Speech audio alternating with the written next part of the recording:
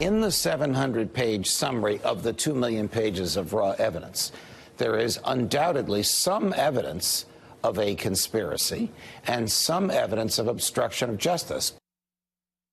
So once the 700 pages comes out, and this is my criticism of the Attorney General, he shouldn't have even tipped his hands on this, but once the 700 pages comes out, the Democrats will have, and other Trump opponents will have a field day with what is in there. If there were no evidence of conspiracy and no evidence of obstruction, the Attorney General would have told us so. He didn't.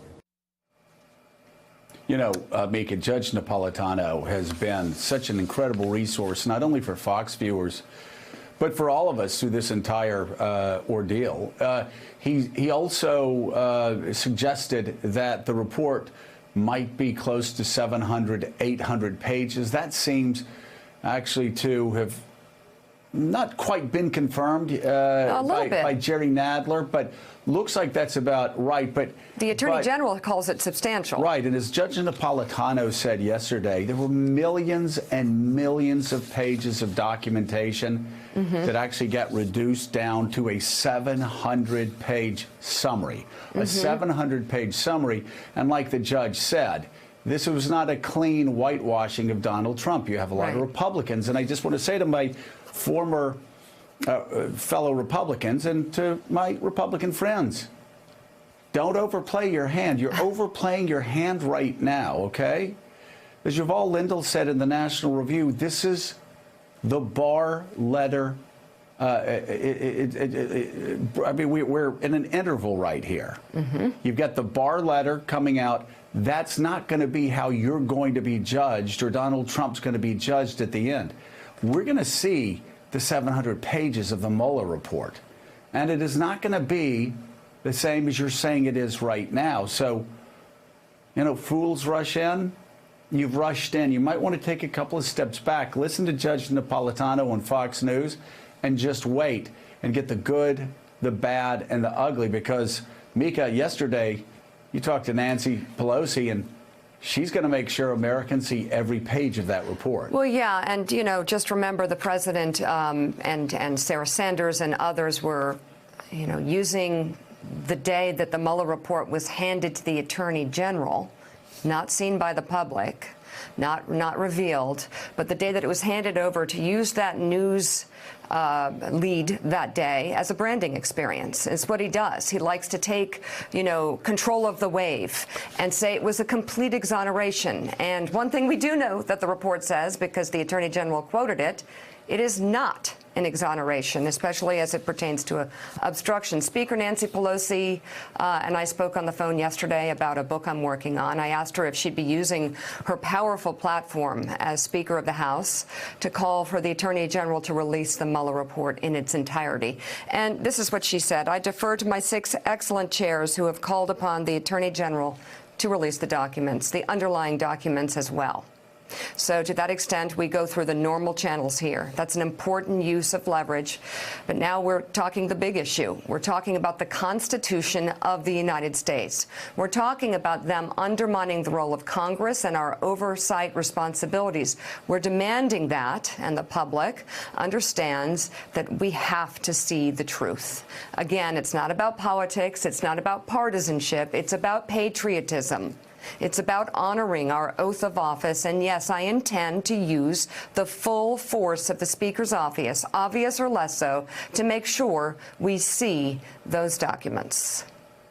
Joining us now, former senior advisor for the House Oversight and Government Reform Committee, Kurt Bardella, legal scholar and professor at Vermont Law School, Jennifer Taub, joins us as well. Good to have you both. Kurt, what is oversight looking at right now? There's been demands for certain papers to be released, for documents. There have been requests to talk to people in the administration, and now obviously the Mueller report is top of line for everybody. Well, Mika, the Oversight Committee, Judiciary Committee, really all of the committee chairs that are involved in investigating the administration, they've given the Attorney General a Tuesday deadline to produce the Mueller report and to begin producing the underlying documents and evidence that that report was based on. Now, it's looking like the Attorney General is kind of sending out the signal that's not going to happen, which really puts the ball in Congress's court. They have the option at that point to issue a subpoena to the Attorney General, to the Justice Department for that report. There's real concern, and Oversight Chairman Elijah Cummings talked about this last night on television, that we are headed towards a constitutional crisis. If the Attorney General and the Trump administration do not release that report, do not cooperate with a subpoena, that's going to create a situation where the House, and you talked about this a little bit with the Speaker, when she says use the full weight of her office, that means going to court. That means suing the administration, filing a lawsuit to get that report, just as, by the way, oversight Republicans did to the Attorney General Eric Holder back during the Obama years.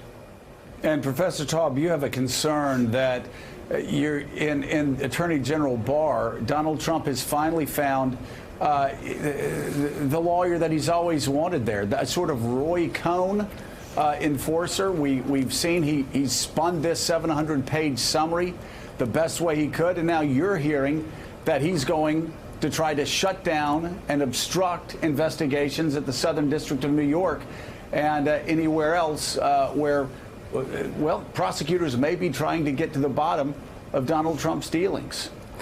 You know, Joe, we have to really use some common sense here.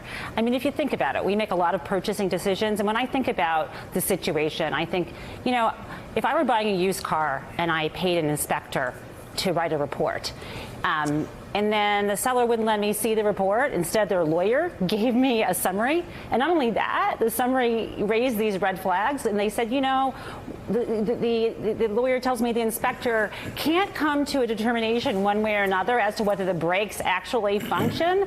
You know, I think I'd like to see the actual report. I would not buy that car. Well, exactly. By the way, the brakes may not function. And by the way, if you go over 35 miles an hour, the engine may blow up. It may not blow up, burning up you and your family.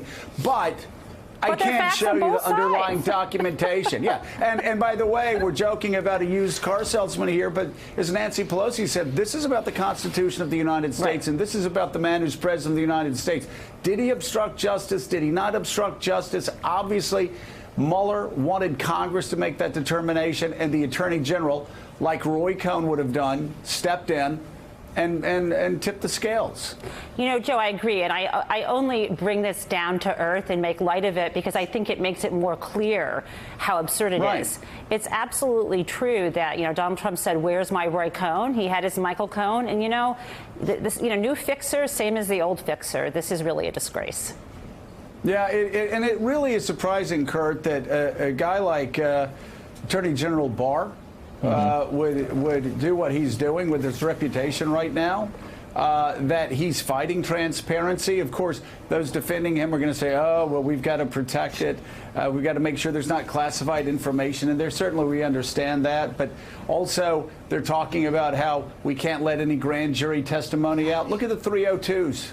Look at the 302s that the Republicans went after for Hillary Clinton. Sorry, not a court in the land would allow the Republicans to make that argument that said they were a stop from it because they went after and got the 302s released in the Hillary Clinton investigation. That cow, as we say in Northwest Florida, is out of the barn.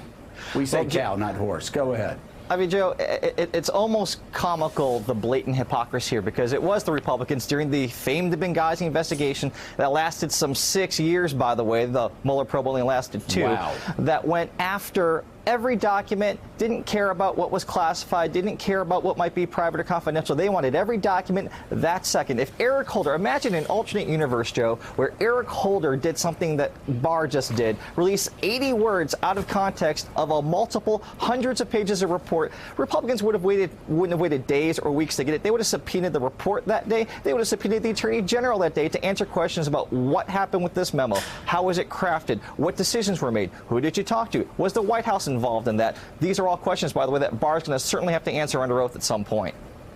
Look, Yamiche, this is a challenge for Democrats politically as they get ready for 2020, and they work on 2 tracks, and that is on some level wanting to call out this president and demand oversight, and on the other, talking about other issues that are important to Americans because they don't want to hear just about this. That's clear. That's fair. But in terms of the media, this is a story that we haven't even begun to cover because this report has not been seen.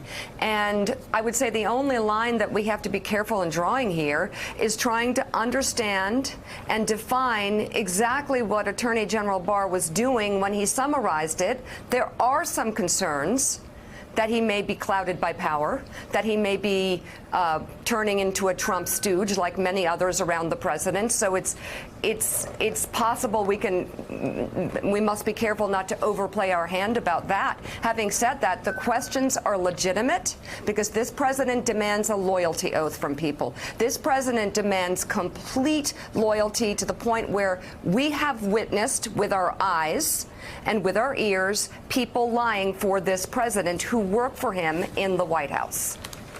I think it's important to also remember that Attorney General William Barr auditioned for the job by saying that by calling the Mueller probe, saying that it was really a witch hunt and that it was something that shouldn't have happened. And the president, in fact, said if William Barr had been Attorney General at the time that the Mueller probe, that people were talking about getting a special counsel's investigation, that this whole investigation might not have happened. So I think that there has been some issues with Democrats. Yes, they need to walk a fine line when it comes to investigations versus presenting policies. And there's been reporting that on the campaign trail, people aren't asking about the Mueller probe as much. But let's remember that even if the narrative has been set by Attorney General William Barr, and he's trying to have this 4-page letter live as the truth, even though Robert Mueller didn't make a decision on obstruction of justice, we as reporters need to remember that we want to see the whole report because we have no idea whether or not Robert Mueller said, you know what, next time someone calls you and says that they have dirt on Hillary Clinton and they're a Russian official, you should not take that meeting.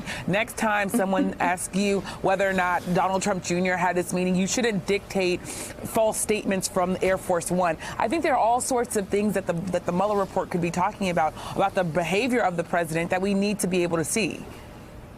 No, we look forward to seeing the Mueller report. Yamiche Alcindor, thank you very much. Jennifer Taub, Kurt Bardella, thank you both as well.